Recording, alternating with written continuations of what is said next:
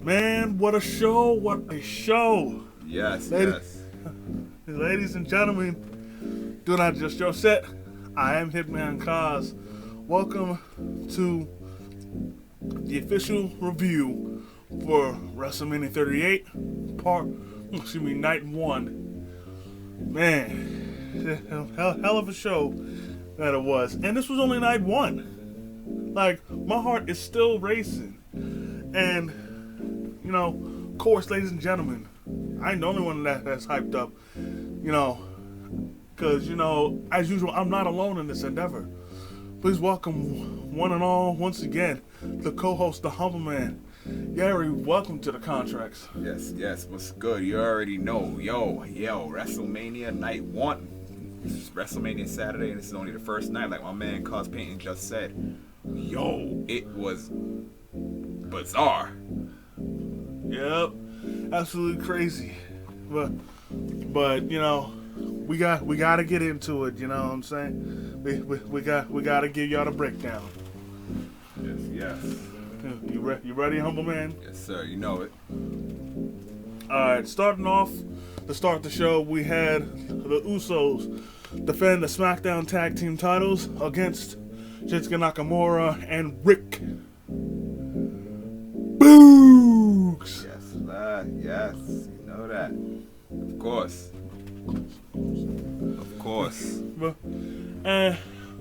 And the match was starting off great. You know what I'm saying? Everybody from both teams was showing off some good moves in such short time. And the man, and shout out to Rick Boogs, man. I think it's been said multiple times, but it's still not said enough. The man's strength is incredible. Oh, yes. But when I talk about his strength, unfortunately, it came back to bite him in this match, unfortunately, ladies and gentlemen. This match did not go as long as I'm pretty sure it was supposed to. Because while Rick Boogs was showing off his strength, and I can honestly say that he either got carried away, made a mistake, or he was just doing too much. Either way, he tried to lift up both the Usos, and his knee buckled. And at first, I thought it was a part of the story, because if y'all remember that in order to get the tag title shot, Rick Boogs was supposed to beat Jey Uso in a match, and in that match he was faking an injury. So that's why, I was thinking that he was that was all part of the story. But unfortunately, this was a legitimate knee injury, so they had to scramble. They had to scramble to end the match on the fly. Rick Boogs unfortunately could not finish the match, and Shinsuke had to pick up the load and get it ended quickly so Boogs could get the proper attention. Not long after Boogs tagged in Nakamura, he got double teamed, double loose. Plus the 3D. What do they call it now? The 1D. Yeah, the 1D. Yes, sir. And the Usos retain. Yes, sir. And while and really not much to say about this match, I am disappointed that it didn't last as long as we thought it was gonna be. And I have no problem with Usos winning, but I can only just think about Rick Boogs and his health right now. I think they said he tore his quad or something like that. Yeah, that's correct. Yeah, so unfortunately, we've seen wrestlers with torn quads, i.e. Triple H, Kevin Nash. That injury ain't no joke, and if his healing is gonna be like theirs, it's gonna be months before we see him again. Yeah, that's correct, man. And I'm for sure gonna miss Pat McAfee standing on top of the table rocking out, but the man's health comes first. Yeah, that's correct, man. So salute to Rick Boogs, man. We're hoping you have a speedy recovery, player. me too, man. I hope we have a speedy recovery too, and I'm glad my boys at Usos retained. We the ones. Yeah. And yeah. Plus another thing that also made it alarming when it came to Boogs was the fact that he couldn't even walk under his own power. He literally had to get carried out. Yeah, that's correct. Yeah, that was crazy. So once we do that, we knew it was something serious. But you know, WrestleMania is a place where stars are born, dreams come true, and moments happen, and careers end. I'm not saying that Boog's career is over. I'm not saying that, but you know, most things like shocking, like sad, emotional things happen at WrestleMania too. Yeah, you got to bring your A game, but Boog tried to do just that, and unfortunately, tragedy struck. But it comes with the territory of being a wrestler. Correct. Moving on, we had Drew McIntyre versus Happy Corbin. Yes. Not much to say about this match. Actually, I'll admit this match was a little better than I expected. I thought, even though I love Corbin, I thought he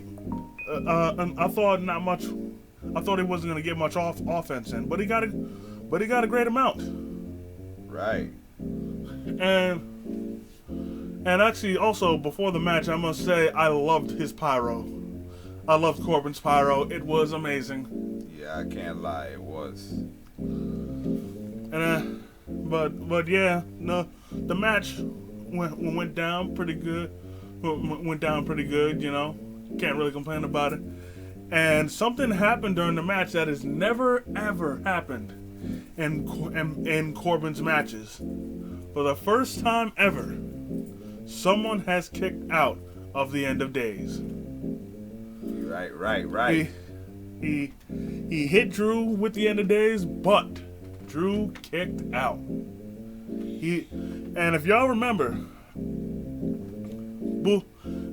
Corbin went on record stating that if he had the choice between either winning a title or having his finisher be protected as it was, he'd have his finisher protected. But even still, it's still protected because that's only one person that's kicked out of it. That's correct. That's right.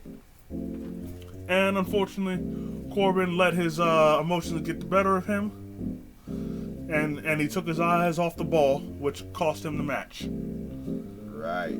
And at first, myself and Hummelman were thinking that Madcap was on the verge of turning on Corbin, but even though he got in the way, it was in the beginning of the match, and then after that, he was a non-factor. Yeah. He didn't mess with Corbin's momentum at all after that. Yeah, that's right, man. But he did help out Corbin a bit. But so yeah, I think it might be a while before Moss and Corbin split. Right. If they split. Right, exactly. Me too. I think so too. But yeah. Moving on.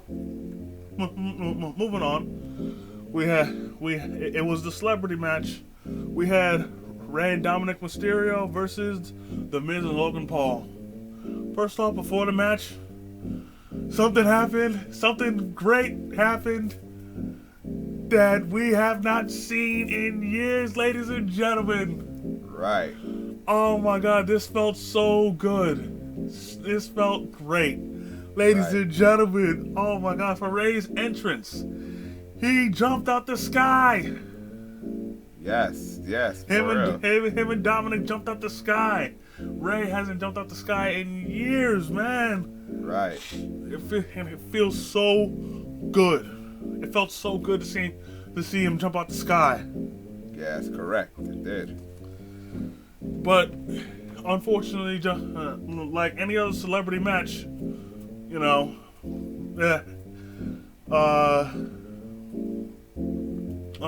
even though it was great to see him jump out the sky, they did not win the match. Miz and Logan Paul did win. But I will say this: Logan Paul definitely showed that he has the chops to be to be good. I mean, honestly, Bad Bunny has still performed better than he did, but he still did very good. He performed a very good running power slam that I think even the British Bulldog would like RIP to him. And then he hit the Three Amigos and the Frog Splash. Right, yo. Oh my God, it was, yeah. It was crazy. And then at one point, it looked like it was gonna be over because the Mysterios hit Logan Paul with a double 619. However, they took their. However, Miz was able to sneak through the back door, and he blind tagged Logan Paul. Right. And because of that, after he got hit with a frog splash, he body slammed Ray onto Logan Paul and Dominic, hit him with a skull crushing finale, and that was the ball game. Yep. And actually, before then, Logan Paul's pyro was amazing too. Exactly. And that was mind blowing. But and of course, there's the Miz and Logan Paul celebration didn't last long because Miz wanted the glory for himself. Because if you guys were paying attention, while they had their arms up in victory, Miz quickly changed the expression on his face, then hit Logan Paul with the skull crushing finale. I guess just goes to show you that unless you're Maurice, you won't be able to share the spotlight with Miz for long. Right, exactly. That is correct. Yep. Well, a heel Miz, face Miz, he'll be more than happy to share the spotlight with you.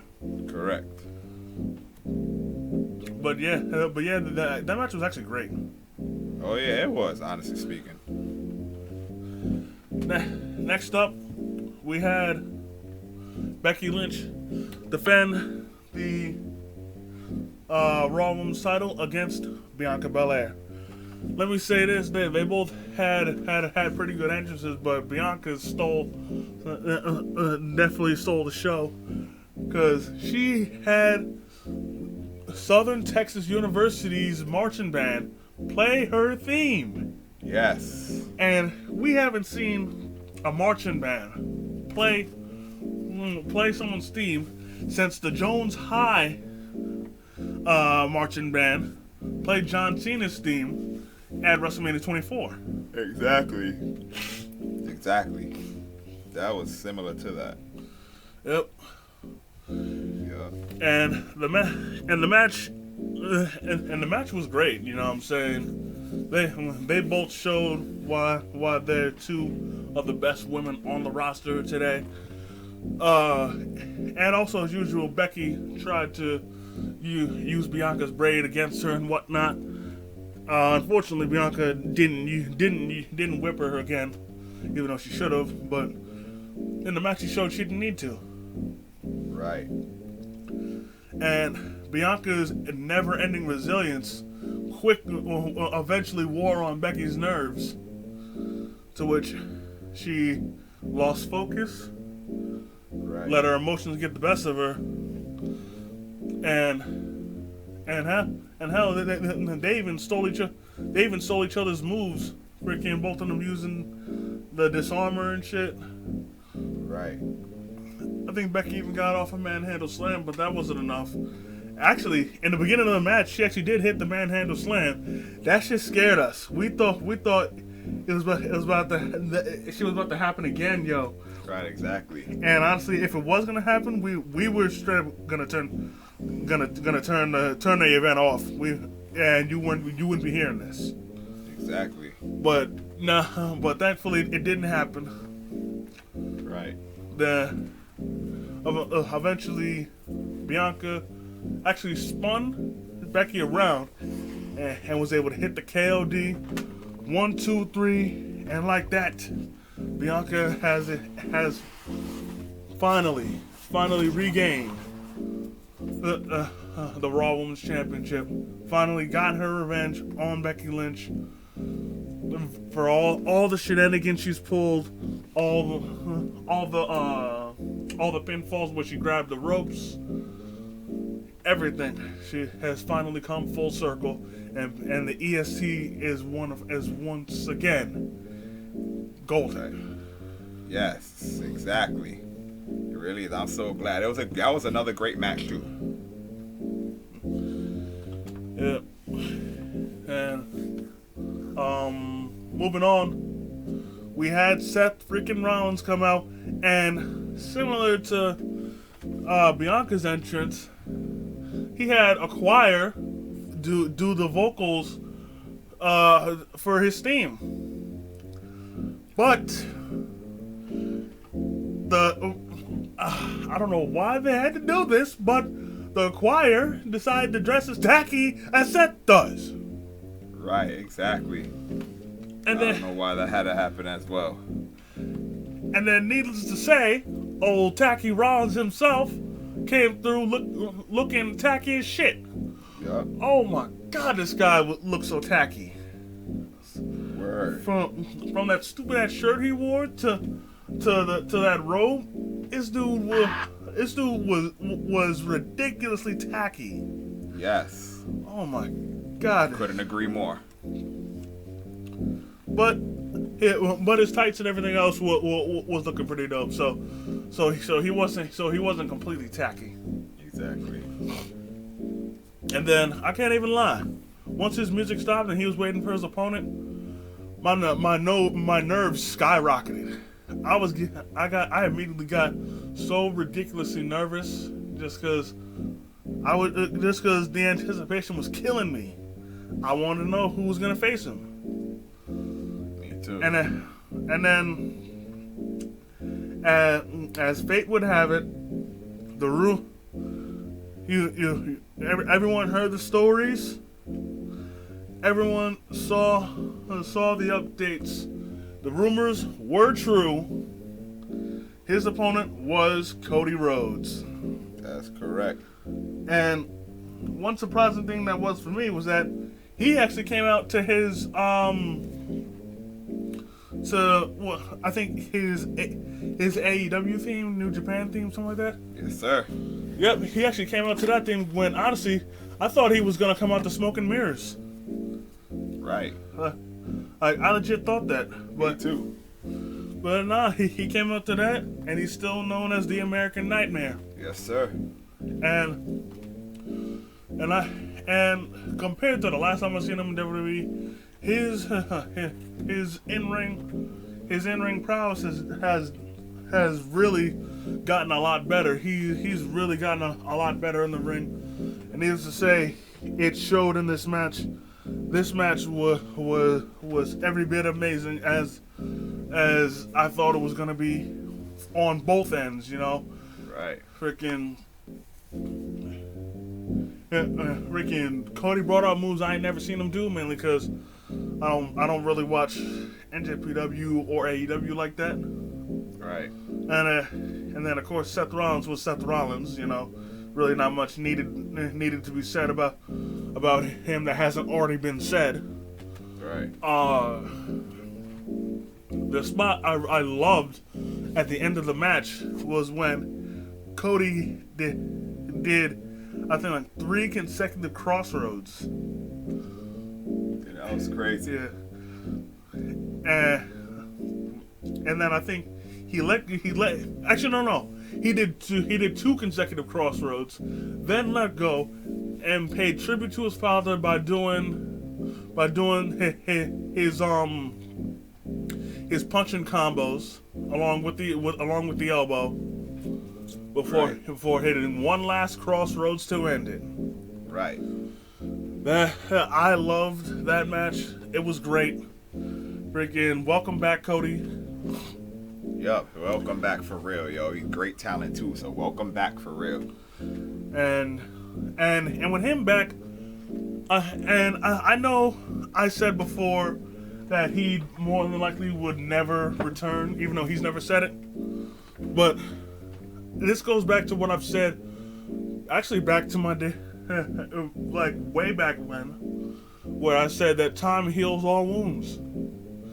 It's been well documented in WWE where people have left WWE on bad terms, but and yeah, people left WWE on bad terms, said that they'd never return, but after a few years or many years, they came back.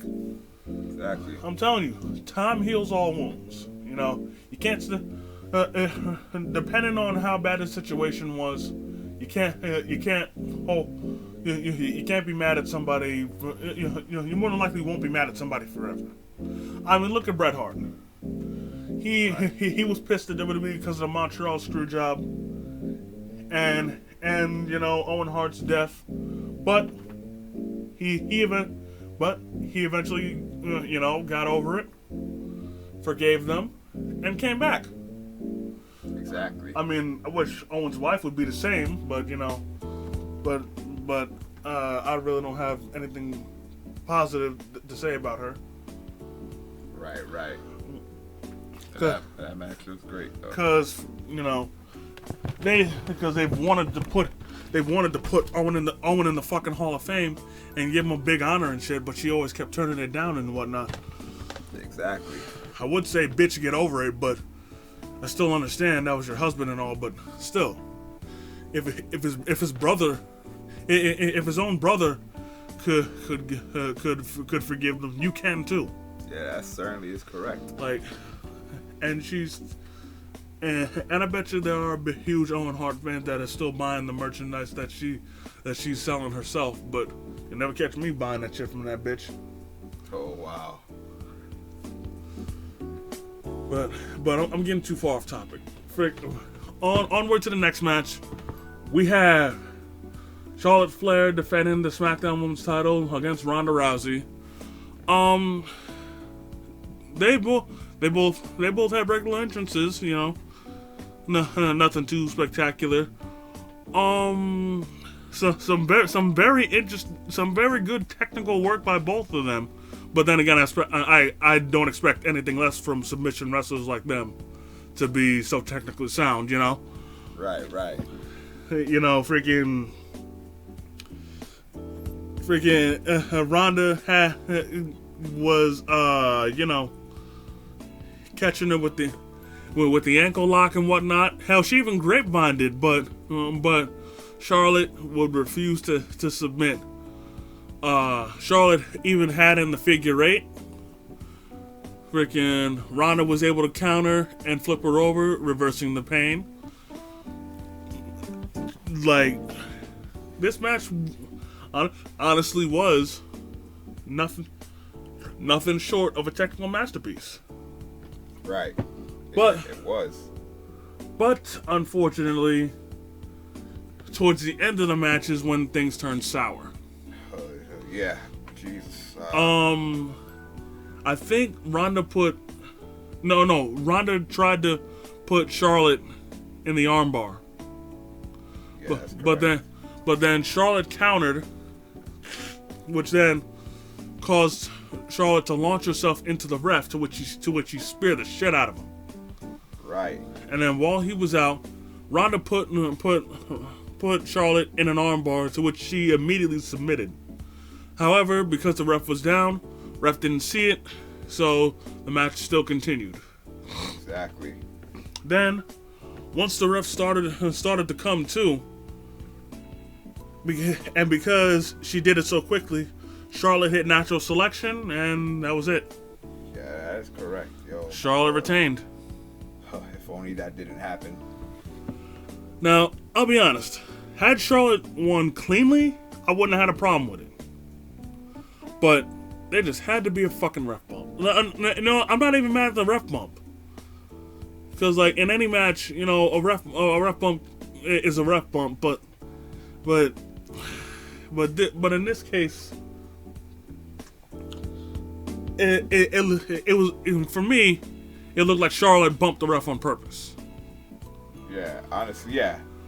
I would agree, honestly speaking. And then because of that, she took advantage of it. But then again, her doing this stuff is only is only a credit to her in-ring awareness and shit. Right. But speaking of which, listen here, Charlotte, you have a great moveset. And I understand Andrade's your man, but you don't need to use his moves. You have plenty of good moves yourself. You don't need to use his moves. Couldn't agree more. Like you have plenty of good moves that you perform flawlessly. You don't need anybody else's. Yeah, you really don't. Cause Please. I know because you always try and do his elbow shot, which you actually do good, but when you do his double moonsault, it never looks right, and especially here at WrestleMania, it looked the worst. At WrestleMania of all places, it looked the worst, because after you did the first moonsault, you hesitated when you're not supposed to, and then when you did the second moonsault, you didn't even land on Ronda. That looks so sloppy. Yeah, exactly. So yeah, like you don't need his moves. You have your own to make a great match. You don't need his. And actually, I'll mention this mainly because this is my channel. Right. Freaking for those of y'all that didn't notice, when the pic, for those watching at home, the what's his face, the screen went black twice, and that wasn't technical difficulties. What happened was Charlotte had a nip slip. Charlotte's nipple slipped out of her top. Yeah, that's correct. And the only reason I realized that was because the same kind of spot happened on Raw when Sasha Banks faced, I think, Natalya, and her tights fell down, and then the picture went back, and then we saw everything. Exactly. And then also, I saw a little bit of Charlotte, so I saw a little bit of it, and then the camera also panned away, so yeah. Right. But Ronda, she'll be back. She ain't through with her. They're more than like gonna face off at WrestleMania Backlash, if it's gonna be still called that. But yeah, she's gonna be back. Yeah, exactly. She is. Yeah, well, she ain't letting Charlotte get off that easy. Yeah, that's correct. That's not happening. Yeah. Then finally, the main event, where initially we had Kevin Owens host the KO show with special guest and hometown hero Stone Cold Steve Austin. Yes, sir. And as expected, the crowd went absolutely nuts for Steve Austin. But then again, it's his hometown, it's home state. Him getting that kind of reaction is expected because he is to Texas what Ric Flair is to North Carolina. Exactly. Granted, I guarantee Ric Flair would get a much larger pop just because Ric Flair is that much. Like, no offense to Steve Austin, Ric Flair is that much bigger of a star despite everything he's done. Right. But yeah. And then something happened I thought wasn't going to happen. I thought what happened next was not going to happen at all. I thought it was impossible because of past injuries and shit. But we had a match. Exactly. We had a match. Kevin Owens faced off against Steve Austin in a no-holds-barred match. Right. And it was a straight-up match. Steve Austin was taking bumps. He was doing crazy. He was doing some wild spots. I really didn't see this coming, Yeah. But neither did I. But I guess his body has healed up nicely, so So so he was medically cleared to do so. Also, I'm pretty sure that Kevin Owens tried to protect him as much as he could. Right.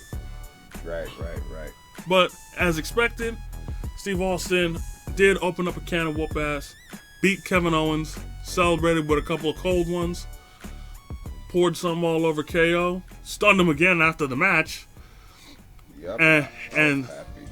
and celebrated with the crowd. I was real happy about that.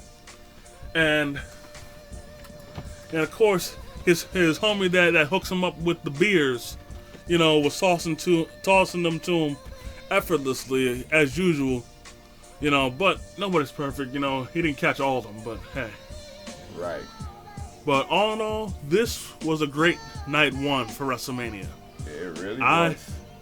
Even with what happened with Charlotte and Ronda, I have no complaints about this night. Sure, again, wishing the best for Rick Boogs. Me too. But everything else that happened in the night made up for it. You know what I'm saying? This was a great night. My heart's still pumping. I doubt I'm gonna get any sleep and be rested enough for night two. But hey, it is what it is. Yeah, that's right, man. And the funny thing is that even with as great as a night that we had, it's not over. Nope, it's not. The festivities are not over, ladies and gentlemen. Because, stick around. Because, we're going to be coming at y'all with the review for night two. And if night one indicated anything, that it's only going to get crazier from here. Yes, sir. You know what I'm saying? Yes, So that's going to do it for this episode of The Contracts. I definitely want to thank each and every one of y'all for taking the time out of your busy schedule to chill with us for the moment. Definitely want to thank the humble man, as usual, for coming through, kicking his wrestling knowledge. Oh, of course. You already know. Always. I was happy to see my boy Stone Cold wrestle again. One of my main favorites who I'm a huge fan of. It was great seeing him wrestle again. So, yup, we out of here. Yep. And like I said before, Rick, keep it locked, because we're going to be coming at y'all with night two. Yes, sir. You know what I'm saying? And we hope that you guys will enjoy it just as much as we will. But until next time, by way of Struggle Vision Productions, it's the Hitman and the Humble Man. And we out. Peace. Peace. We out of here.